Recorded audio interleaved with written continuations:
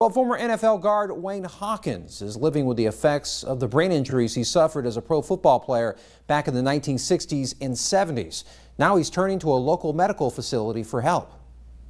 Wayne Hawkins will go down in history as one of the original Oakland Raiders back in 1960.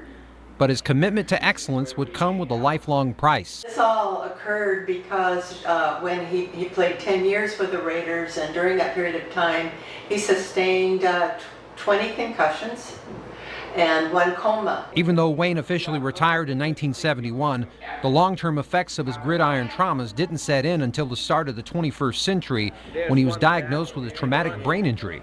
The effects would worsen over time. The injury in the brain, it affects some functions like cognitive functions, like motor functions, and speech and feelings.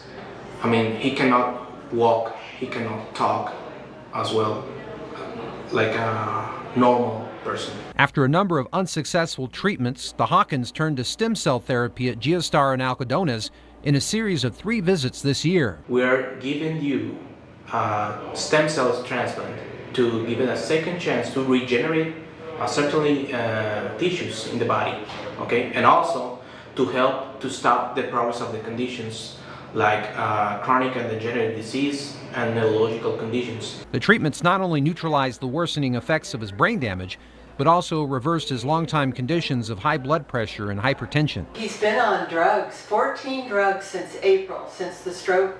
He's now on 1. And we've removed all of the pulmonary hypertension drugs. So he doesn't have those awful side effects anymore. Even though the Hawkins are seeking other therapies, it's clear Wayne is on the road to a better quality of life. He looks more independent and more in control of his body and of his life. I'm very glad we did it. I really am. Giostar is an Algodones-based high-end medical facility providing stem cell treatments from young adult donors. The service is not available in the United States.